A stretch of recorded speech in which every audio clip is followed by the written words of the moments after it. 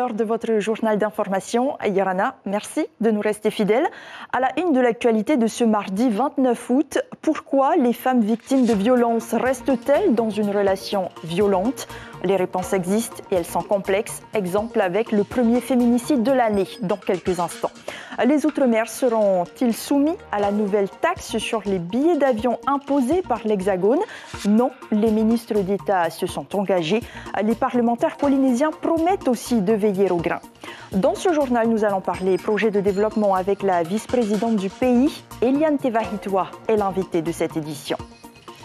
Et après avoir acquiescé, non sans interrogation, les désorganisations répétées de la course Te-Aito, les rameurs décident de boycotter la compétition. Les champions dénoncent un manque cruel de considération. Pourquoi une femme persisterait-elle à passer l'éponge sur la violence dont elle est victime ? Il peut sembler facile de penser qu'on peut y mettre fin en quittant tout simplement l'auteur de violence, un préjugé à déconstruire. Le premier féminicide de l'année en est une énième preuve. Marie-Christine a été mortellement frappée par son conjoint. Elle venait d'accoucher de son 5e enfant. Une vie entière marquée par les violences et dont elle n'a jamais pu sortir. Les explications de Lucille Guichet et Patita Savia. La fille aînée de Marie-Christine porte désormais à bout de bras ce qu'il reste de sa famille. Sa mère aurait été assassinée ce week-end par un nouveau conjoint violent. Elle venait d'accoucher de son 5e enfant. Le reste de la fratrie était déjà placé. Apprenez-les à aimer leurs femmes comme ils peuvent aimer leur mère. Apprenez-les à respecter leurs femmes comme ils respecteraient leur mère et leurs sœurs. Et si je pouvais donner un message à tous ces hommes violents, si vous n'êtes pas capable de prendre soin d'une femme, alors restez seul. C'est dans cette petite maison de Toahotu que le meurtre se serait déroulé. Le couple se fréquentait depuis 1 an. Vers 1h du matin dimanche, le suspect, un septuagénaire installé depuis 2 ans dans ce quartier, aurait demandé un téléphone aux voisins avant de se rendre aux gendarmes. C'est presque tous les jours. Ils entendent des disputes entre eux deux. Voilà. Il y a des fois, quand les gens se disputent, nous on ne fait pas attention, on ne rentre pas dans leur ménage. Ah oui, on ne rentre pas dans le ménage. On les laisse disputer, ça c'est leur problème. Depuis plus de 20 ans, Marie-Noël et Petahoui accueillent les femmes violentées chez elles, à la presqu'île. Là, hier soir, c'était la nuit. Ils étaient inquiets parce qu'elle était toute mouillée, plein de graisse dessus elle. Marie-Christine y avait déjà trouvé refuge plusieurs fois. À 39 ans, elle connaissait ses droits et avait déjà déposé plainte. Mais elle ne parvenait pas à sortir de la violence, ni de l'alcool. On se pose beaucoup de questions. Pourquoi elle rentre toujours ? C'est comme un bébé, tu mets au monde. Et puis après, pour le quitter, c'est difficile. Même s'il a 60 ans, c'est toujours ton bébé. Voilà l'esprit d'une femme. Le pôle d'aide aux victimes Terra Maura constate régulièrement la difficulté à quitter le domicile conjugal. Il y a certaines personnes qui, dès la première violence, vont partir. Il y a d'autres personnes, ça va être au bout de 50 ans de mariage, elles vont dire bah là, c'est la fois de trop. J'ai envie de profiter des années qui me restent. J'ai envie de profiter de mes enfants. Parfois, c'est parce que la personne a vu la mort d'un peu trop près et que du coup, il y a un déclic qui se fait. Le corps de Marie-Christine doit être autopsié afin de définir les causes exactes de son décès.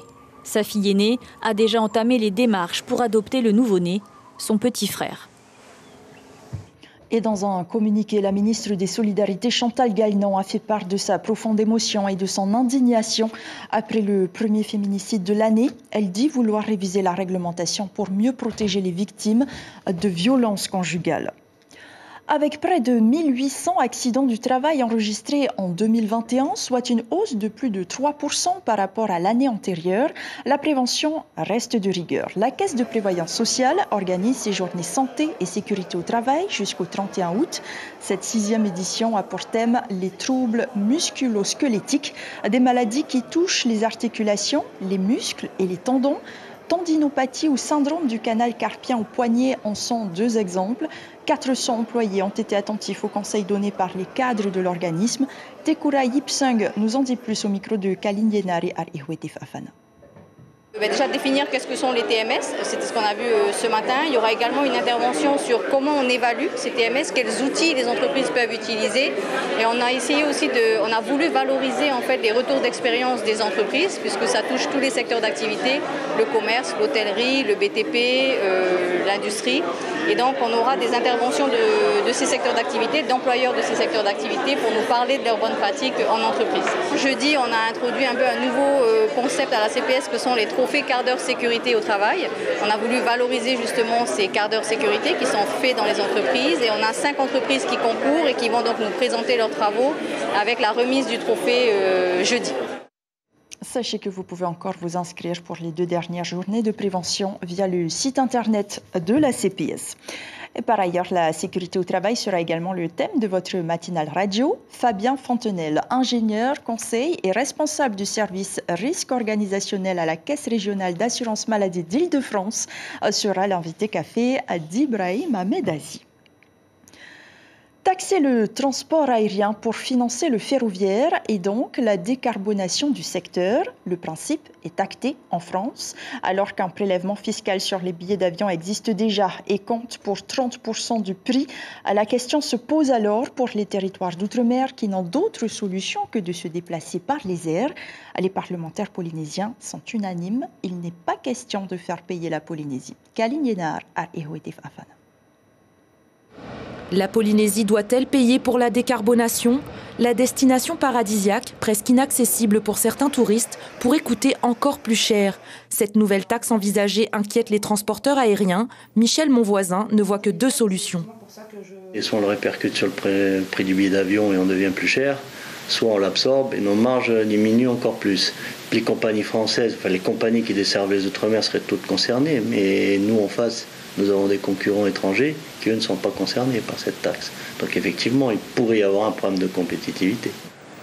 Loin d'être insensibles, les parlementaires sont prêts à s'y opposer au nom de la compétitivité locale et de la préservation du pouvoir d'achat des Polynésiens.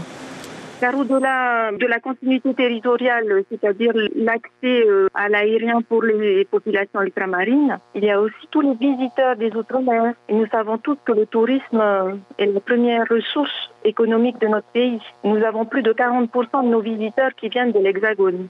Mais nous, on n'a pas le choix. On n'a que l'avion pour venir en Europe ou pour voyager. On serait totalement victime d'une taxation supplémentaire si le projet tel qu'il avait été décrit ne prenait pas en compte notre situation à nous, les Outre-mer. Interpellé par des journalistes nationaux, le ministre Clément Beaune l'assure, des dispositions spécifiques seront accordées. Dans le dispositif sur la contribution sur les billets d'avion que nous mettons au point pour financer la transition écologique, nous serons attentifs aux Outre-mer et je travaille à un dispositif qui exonérerait l'ensemble ou la majorité des trajets vers les Outre-mer. Il y a encore un peu de travail technique, mais l'objectif est clair. Nous travaillons à un dispositif qui ne pénalise pas les Outre-mer. Le combat débutera en octobre à l'Assemblée nationale lors de la présentation du projet de loi de finances 2024.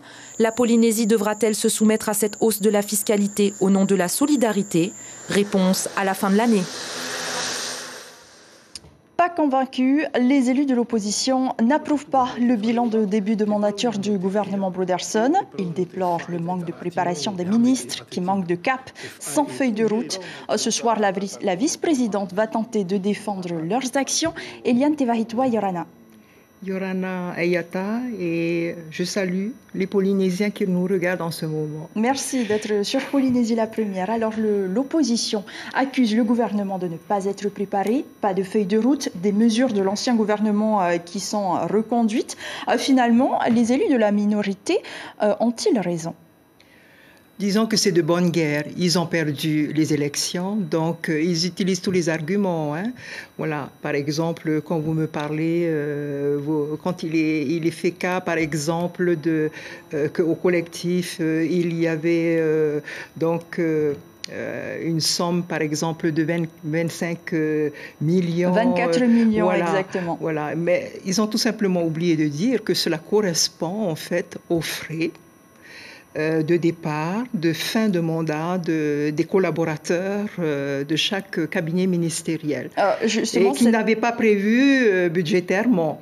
Voilà. Donc cette hausse de dépenses publiques qui a été adoptée par le collectif le mois dernier, ça correspond donc aux dépenses du Tapura Huir Atira, c'est ce que vous dites? Parfaitement. Et tout simplement aux indemnités que perçoivent le personnel de cabinet au moment où leur contrat prend fin. Et comment est-ce que vous expliquez alors que ce n'était pas dans le budget de l'année qui a été adopté? Je pense qu'ils étaient convaincus de pouvoir gagner les élections, tout simplement.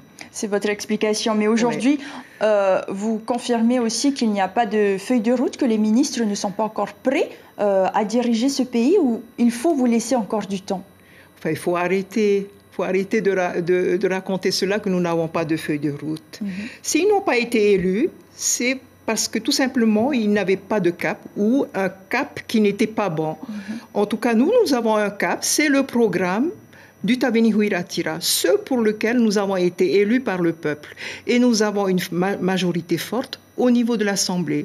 C'est ce que je peux répondre. Et donc, nous allons avoir des projets, ou en tout cas un cap qui sera donné lors de l'ouverture de la session budgétaire. Pourquoi? Vous en doutiez? Non, c'est une question que l'on se pose. Mais bien sûr, il y a plein de propositions que l'on peut faire, et même dans mes domaines de compétences. Alors, par exemple, justement, vous êtes ministre du Foncier. Par le passé, vous avez déclaré que les terres des Maohis sont livrées à la voracité des détracteurs. Vous parliez des personnes étrangères au pays qui venaient en Polynésie donc acheter les terres des Polynésiens. Aujourd'hui, maintenant que vous êtes aux commandes, est-ce que c'est une position que vous maintenez? Est-ce que vous allez mettre une loi en place justement pour interdire la vente aux personnes de moins de 20 ans de résidence? Je persiste dans ce que j'ai affirmé. Ce que j'ai affirmé quand j'étais dans l'opposition, je le maintiens aujourd'hui. Quand vous regardez les constructions qui se font, les bâtiments qui se dressent, il n'y a pratiquement pas de Polynésiens qui peuvent se payer un appartement à 50 millions. Est-ce que vous pensez que les familles polynésiennes, par exemple, une famille où il y a 2 smicards, vous pensez qu'ils peuvent acheter ces appartements? Donc, ce n'est pas pour nous, ce n'est pas pour les Polynésiens, et ça me révolte. L'ancien gouvernement avait tenté de mettre en place une loi, la fameuse loi sur les 1000%. Elle a été rétoquée par le Conseil constitutionnel. Donc, vous, aujourd'hui, est-ce que vous allez tenter une nouvelle réécriture de la loi, ou est-ce que vous allez réellement mettre une nouvelle loi en place? Oui, il faut préciser que cette loi-là a été retoquée par le Conseil constitutionnel parce qu'il créait une rupture d'égalité dans la mesure où la Polynésie est une collectivité française. Donc il y avait une rupture d'égalité entre ceux qui habitent à l'extérieur de notre pays, en France par exemple, et ceux qui habitent chez nous. Donc c'est en vertu de cela que justement, ce texte-là a été donc un peu rejeté. Voilà. Mais il y a des possibilités. Vous le savez fort bien. Il y a la démarche au niveau de nos parlementaires. Ils sont quand même 5 qui peuvent agir pour obtenir la citoyenneté polynésienne. Ce qui permettrait aux Polynésiens justement d'avoir une certaine préservation de nos terres au profit avant tout des Polynésiens. Ce n'est pas un message pour rejeter ceux qui viennent de l'Hexagone, mais quand nous voyons nos propres enfants ne pas pouvoir avoir des difficultés alors qu'ils travaillent, à pouvoir se loger et être obligés toujours de vivre chez papa et maman. C'est un problème de fond aussi, Madame la vice-présidente, c'est-à-dire que le pouvoir d'achat aussi n'est plus le même.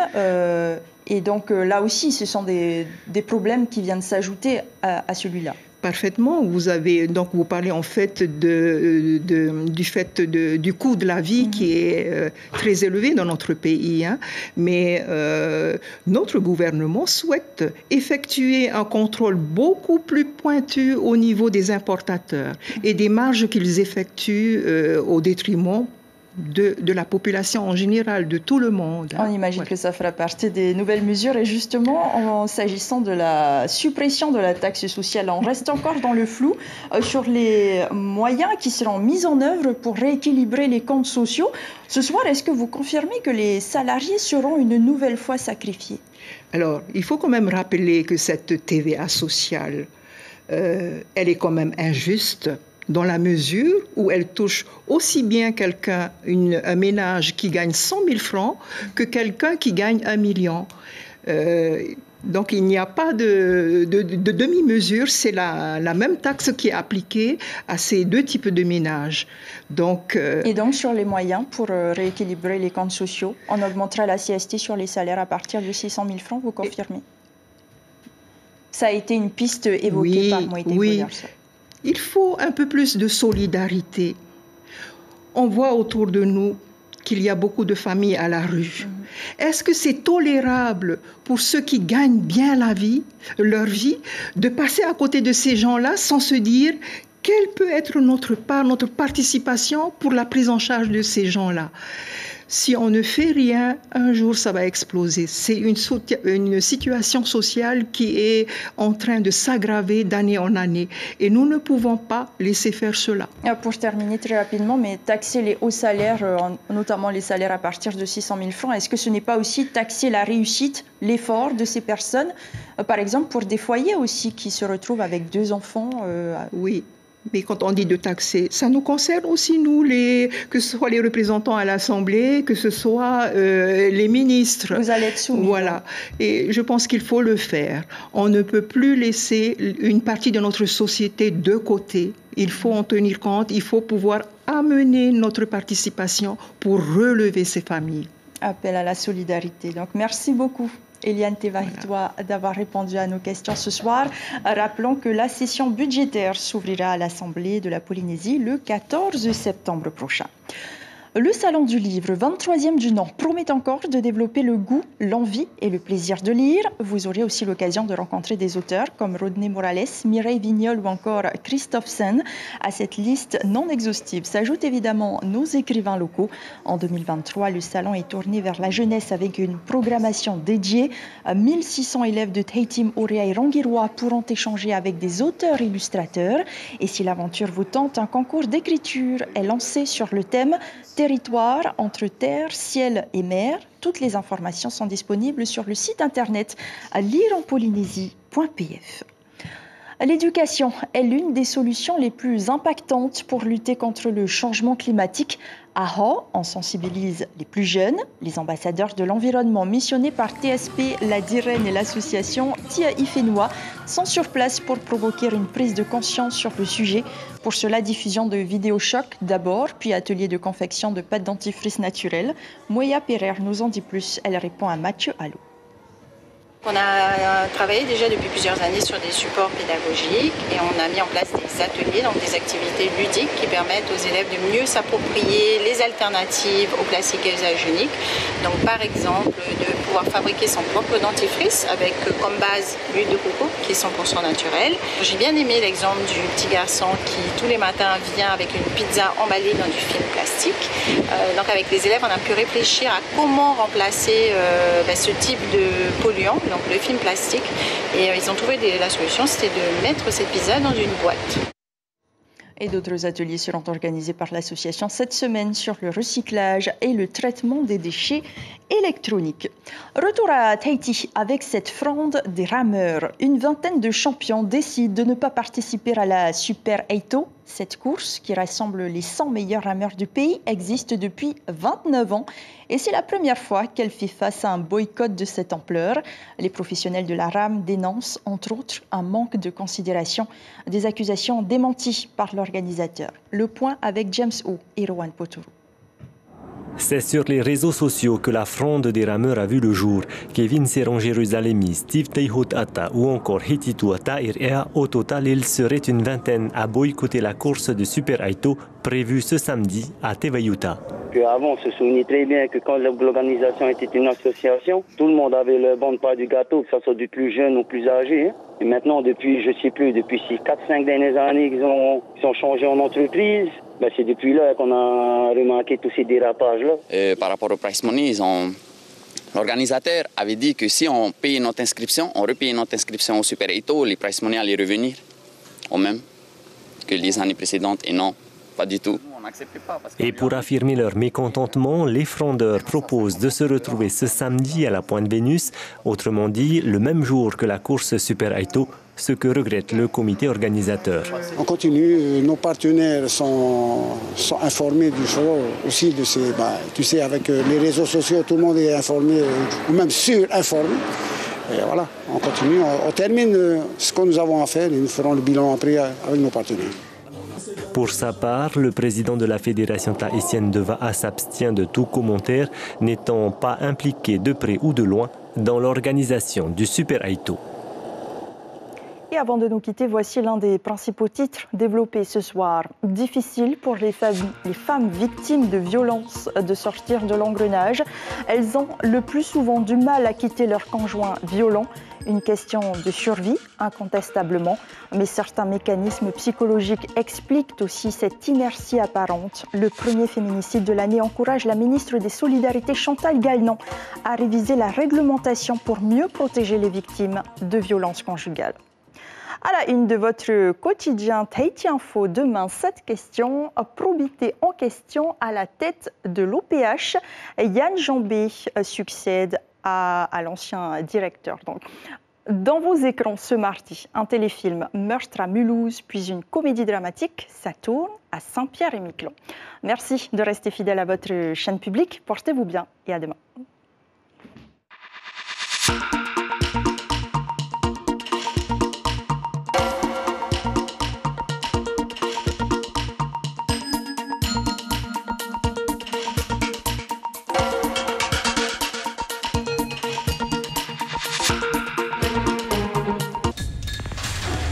L'information en continu sur Polynésie la première, Internet et réseaux sociaux.